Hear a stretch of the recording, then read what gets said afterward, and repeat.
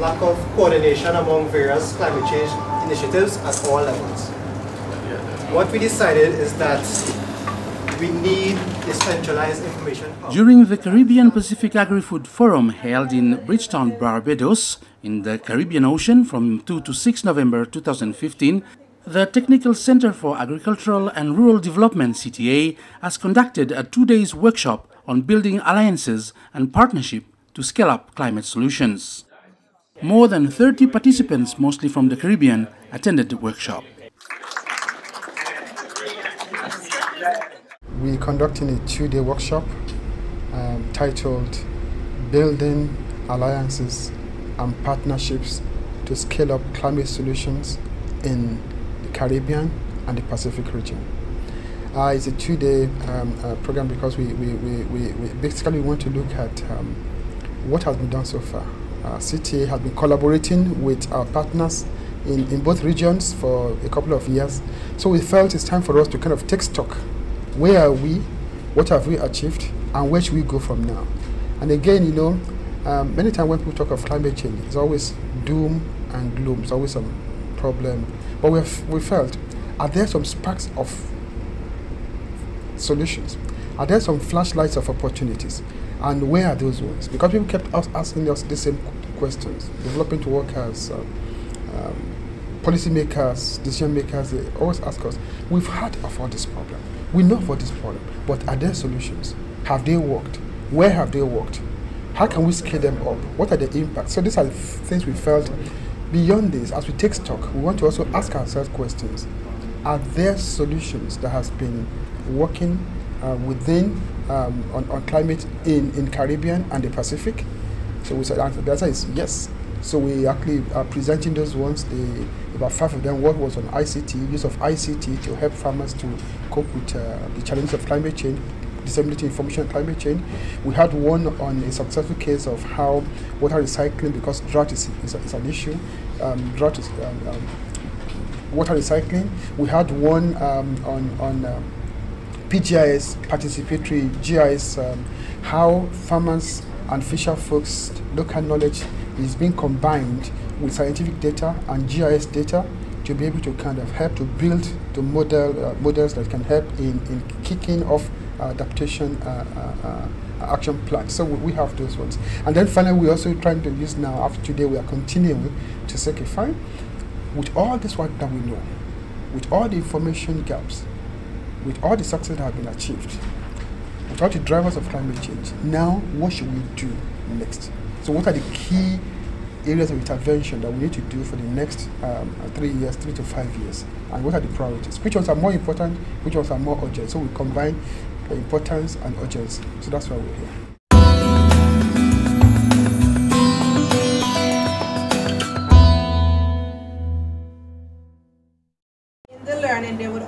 Hello, I'm Julianne Loader.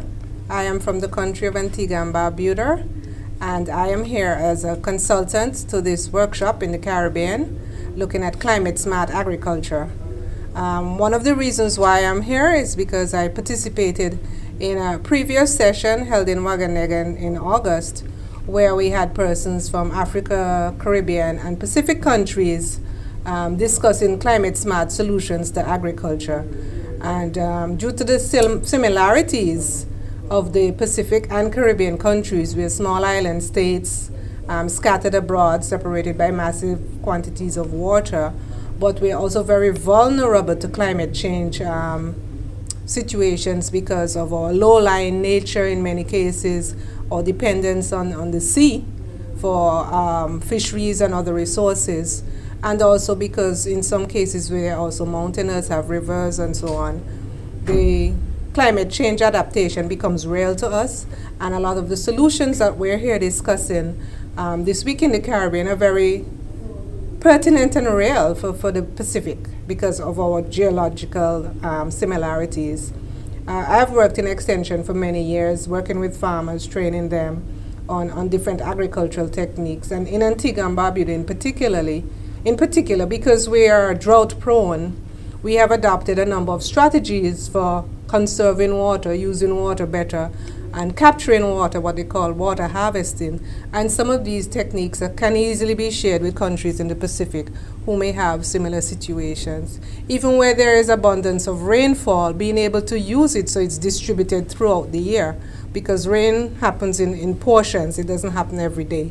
And so you want to have catchment of that water when it happens so it can be spread out for times when there's no rain, so that you still have it available for your crops and animals and so on.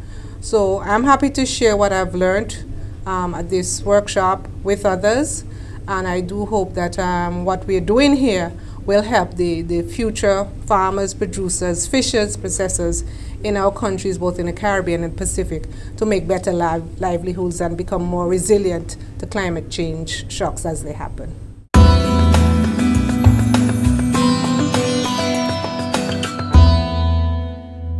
I work with a regional nonprofit technical institute called the Caribbean Natural Resources Institute, or CANARI. And very much this workshop, and in general, it's important to promote the role of civil society as key partners in addressing climate change. And civil society have key roles to play, particularly in terms of work on the ground. And this workshop, one of the things we looked at was what are the opportunities for civil society to be partners in implementation at all levels, and how can regional initiatives be meaningful to communities on the ground. Civil society is doing a lot of work in the Caribbean on climate change, working directly with communities to do community-based adaptation and using ecosystem-based approaches, doing public awareness about climate change, doing policy advocacy, but also doing research, planning, involved in policy development. Would you be able to tell us a little bit, with all the experiences you have here in the region, do you think the Pacific can learn from that, and how do you see the exchange with the Pacific? Well, the Caribbean has already learned a lot from the Pacific, and I have to share with you that the participatory three-dimensional modeling exercises that I know CTA has promoted, and it's one of the things we talked about in the workshop.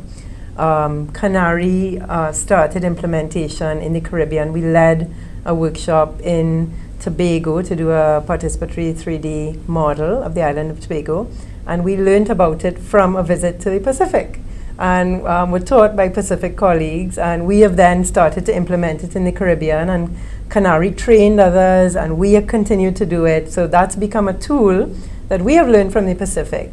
And I think particularly in the area of community-based adaptation and what can we do in a very practical sense to involve local people. We have a lot to exchange. We're all small islands, we're facing common challenges, we have a lot to learn from each other.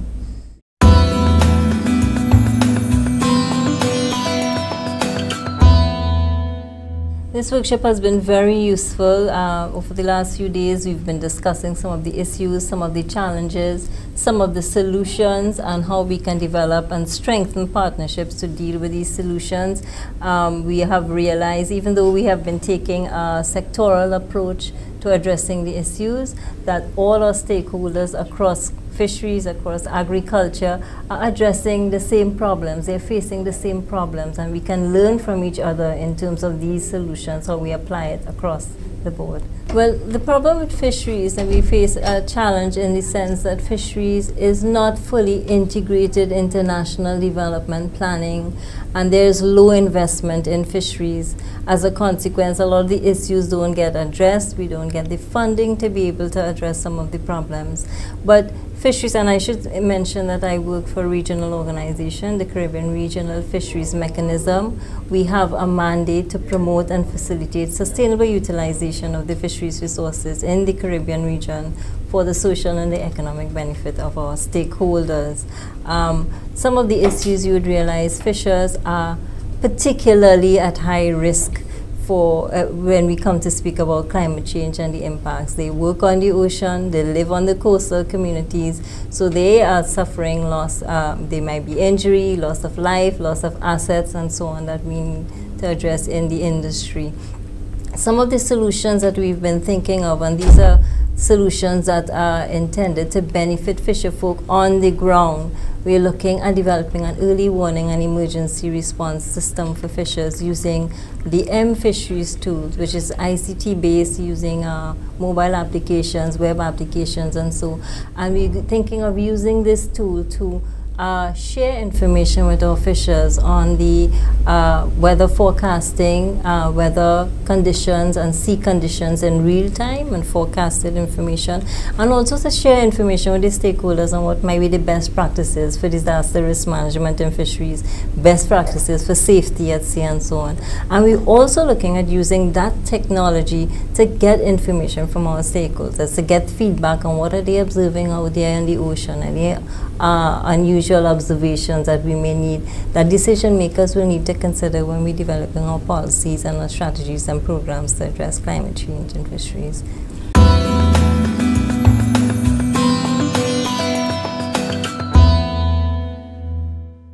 Exchange of information. Well, certainly, I mean, we can exchange information as to what are the problems that fishers are facing in this region, what sort of solutions that we are coming up with, what are some of the challenges in sort of, you know, getting resources to be able to deal with some of these issues that the fishers are facing. Another mechanism that we're looking at as well is risk insurance in the fisheries sector. Traditionally, you know, a lot of companies are not much interested in the fisheries sector, mainly because it's high risk, because fishers don't make a lot of money, and because the income is not a steady income, so that poses a challenge. Fishers as well, and boat owners on the other hand, may not even be aware that there might be companies offering insurance. Because of their low income, they may not even see the need, you know, it's not affordable for them and so on. So one of the mechanisms as well that we're looking at is a risk insurance facility for fishers. And this risk insurance facility, we just had a consultancy that's looking at doing a sort of a survey to identify what assets are required to be insured by fishers. They've identified a number of things: infrastructure, gear, fishing boats, even some basic medical insurance or third-party liability insurance and so on. And also this insurance facility is also looking at incentivizing the uptake of climate smart and food security best practices. So, you know, we're thinking of linking these best practices and their application to an insurance facility that takes this into account when it's structuring the pricing of the various premiums for various packages and so on. So this is certainly one way I think fisher folk are very much in need of getting insurance to deal with the impacts of climate change in their lives.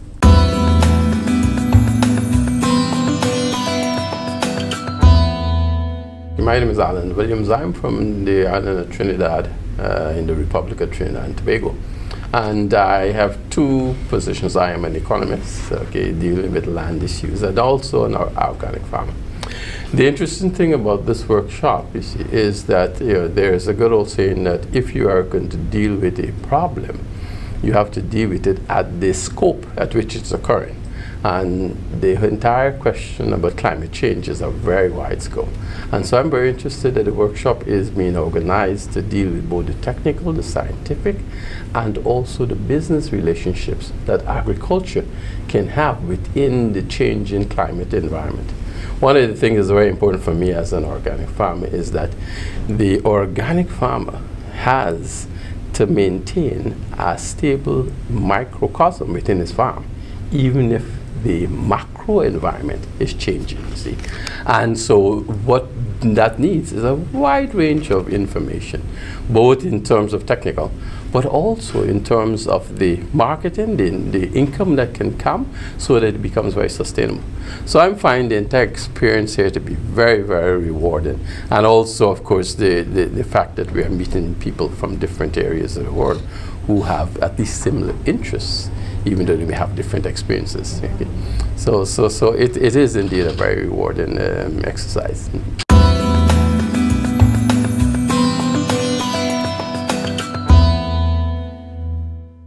You know, one of the things with respect to climate change impact is that it's not the same everywhere, but there are situations that occur in one place that will eventually occur somewhere else. And especially if we are dealing with islands, especially the islands in the Pacific, who don't have the same, let's say, history as we have, but they do have the same island nature, the same island experience.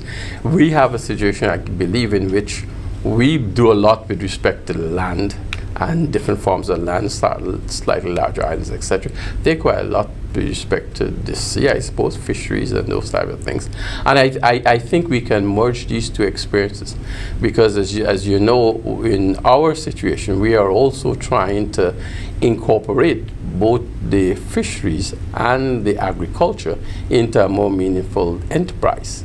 Although we are much more, our history has been much more in terms of agricultural land-based stuff. Okay, we are also trying to incorporate the fishery stuff, and I think that's an experience that we can learn from the Pacific.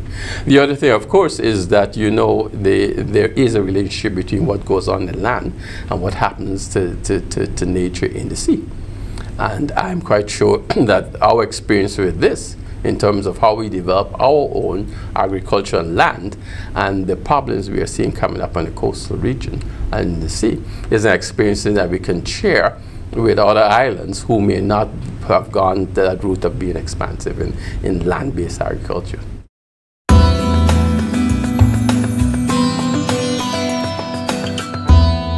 My name is Ricardo Gaudi, and I'm from Jamaica. I represent for River Farm, which is an ICT for Ag technology company, created an application for climate change adaptation for farmers. These 2 days of the farm have been very beneficial, where I've been able to link with other persons who have similar issues, because, for example, the Caribbean and Pacific, it is made up of persons who have similar issues in terms of climate change issues, and we also share knowledge in how we can mitigate against some of these challenges. We learned that a collaborative effort is the only thing that can really solve the problems that we're having. So we're looking at various partnerships and how we can link the various entities to achieve a common goal.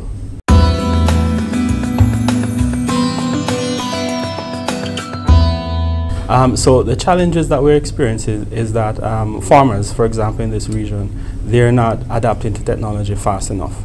And also we have some literacy problem with farmers, and also the use of technology.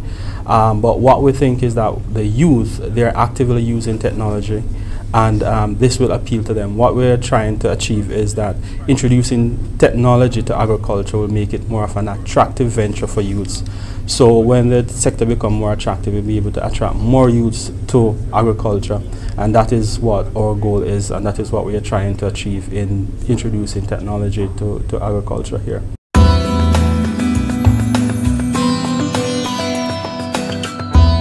There's a lot of opportunity for that, for collaboration. And for example, in Africa, what we realize is that there has been more upsurge and more uptake of technology introducing, because the current extension system is unable to reach a lot of the farmers in certain remote areas, and introducing technology to it will allow the diversify their channel of distribution to reach some of those hard to reach farmers. And also, as we mentioned earlier, attracting youth to the mix will also make it a more sustainable sector, because most of the persons who are involved in agriculture, they're older persons, and in 20 to 30 years we'll have to have other persons to take over the sector, and connecting persons from, because what we can do is that we're also learning from other persons in Africa in terms of what technology they're leveraging in their jurisdiction, and how we can utilize that data as well. And also what we think could be helpful is having a connected database where we'll be able to share practices via technology, and share database and share best practices throughout the entire region, and that will become helpful as well in climate change adaptation.